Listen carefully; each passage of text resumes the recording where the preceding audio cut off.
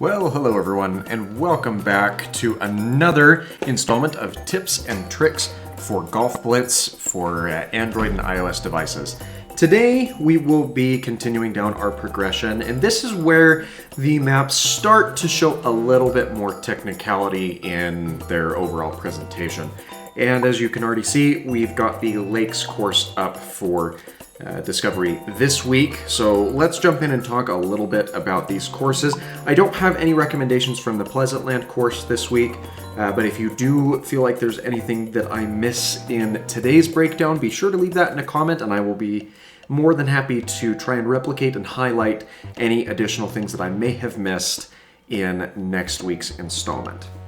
So let's jump right into the courses in the Lakes area and see how well we get on. This hole is one of my favorites. Now, it's quite technical because as you can see down here, there's a couple of courses that one can take to get down to the bottom. And if you have either the putty ball or the sniper ball, you can almost guaranteed get yourself a hole-in-one every single time. And I didn't quite manage it with that shot, though I did get very, very close. And you can tap it in if you're lucky and fortunate enough to bounce off to one of those putty spots off on the side. So it's always worth going for the ace on that, especially if you have that sniper ball readily available to you.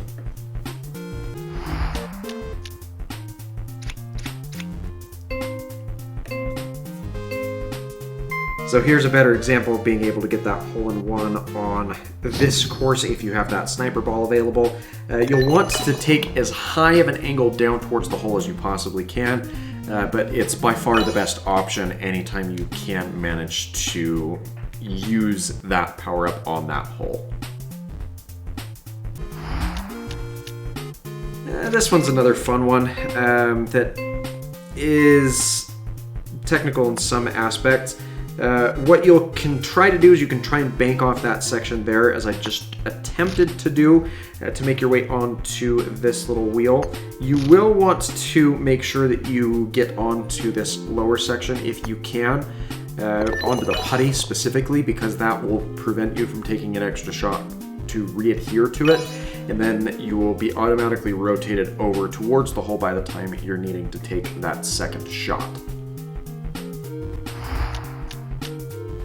All right, so here is one that's a little bit more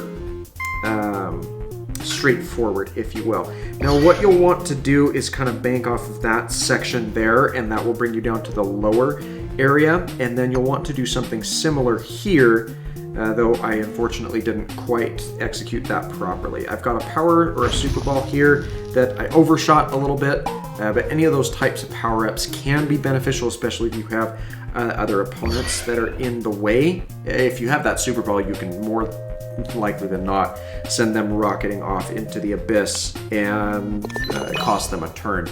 But those are the general strategies that you'll want to employ there, is banking off the high section to get down onto that third terrace, and then banking off of that lower section to complete that transition down to the actual putting green.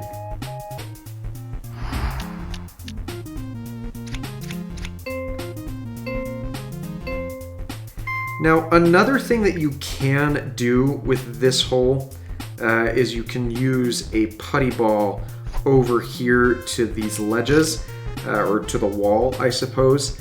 And that's a very high risk, high reward type shot that you can take, especially because now I think I'm stuck in a less than favorable position, which isn't great for what we were going for. However, you can course correct by attaching with a third putty ball up here to the roof before taking your shot back down onto the putting green.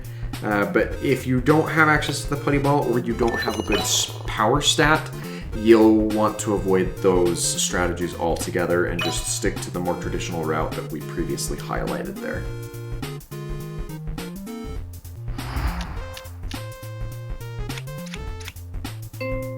So this hole is a little bit tricky. You'll want to try and bank off of the back side of this wall. If you end up over here on this left side, just go ahead and take your time and head down this pipe. if you've got enough power behind you, you should be able to manage your way over onto the wheel.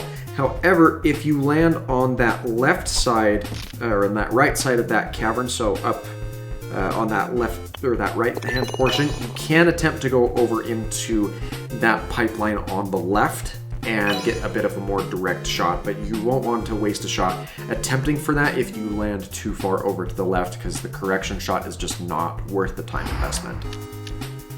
Over here, there's a couple of different strategies that you can employ.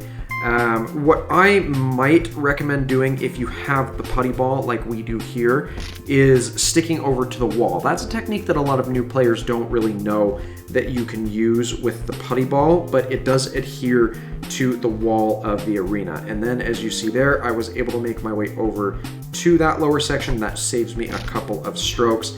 And then here it's just a simple tap in to the hole. Now, that may not be worth your time investment, especially if you get a higher bank off of that wall, but it is an option alternative to the multi-shot route to come down the traditional side of that course over on the right.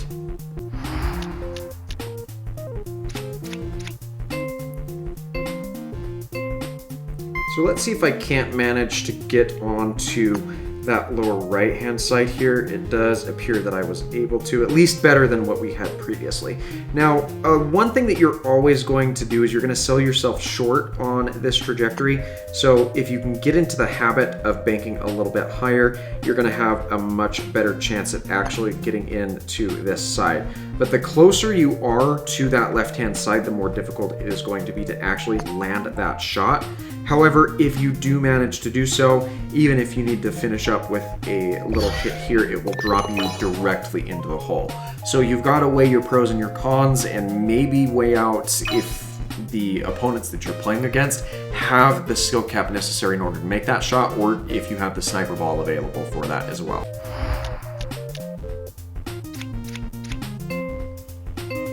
So this hole is something a little bit similar. If you can try and get a bank off of the lower edge right like that, except not quite, you can make your way down to that second terrace, as I'm going to call it, and then that avoids you from taking a secondary shot like this.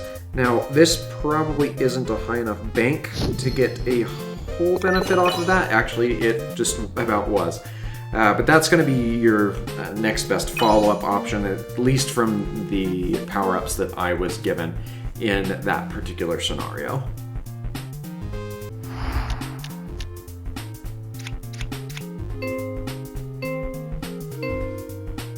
So if I attempt to invest the sniper ball early on here, I might manage to get a more favorable bounce, and it doesn't seem like I was able to. So your best option again is going to be leeching down to the bottom side of this third terrace before taking your shot over onto the next bit. And if you kind of roll off the edge, you have a decently high chance of bouncing into the hole, or at least setting yourself up for a much shorter shot.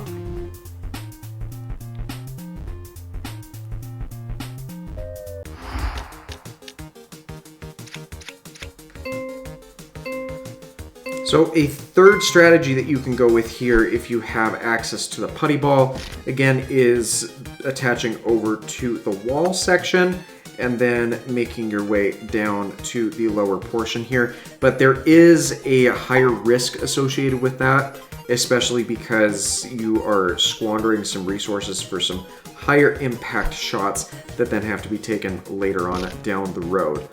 So it's kind of something you're going to have to weigh out if it's worth it to you or not, and then take well-timed and positioned shots going forward.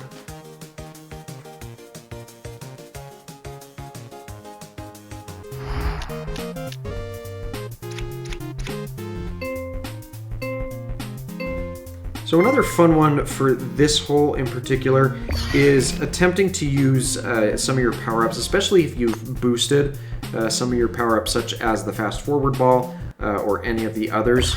You can access that putty area a lot quicker than you otherwise would. If you're a very, very new player, you'll need to take that shot over to the left-hand side and then be aware of people who are going to try and grief and push your ball back the other way. See, this is another really interesting course, and it does set up a bit of a skill shot if you want to come over this way. The trouble is it requires some very precise shots, which are not always easy to pull off depending on what power-up you're given. That's not a bad route to take if you do have the resources available. Otherwise, you'll want to aim for these putty sections all the way up that right hand and traditional side of the course.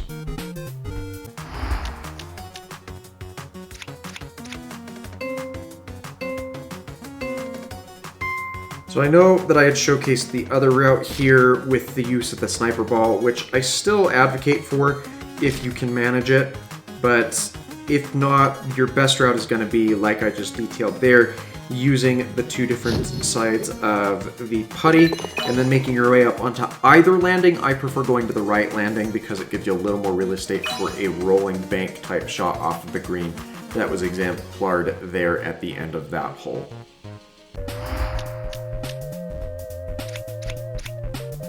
This is, I think, one of my favorites in terms of the tricks that you can pull off on it. So the first thing you'll want to do is just bypass that entire putty square right there in order to come down. And ideally, if you could do that fast enough, you can bank off the backside of this putty-free side of this square, kind of like that. I waited for the demonstration for sake of simplicity here. And then what we can do is, if you land closer to this section, you'll want to try and roll off the top end there, and I actually probably could have done that with the sniper ball now that I'm thinking about it. But if speed is more of your essence and you've invested a lot into ball speed and shot cooldown, then you can bank off of that for the right-hand side before making your way to the lower putting green for that hole.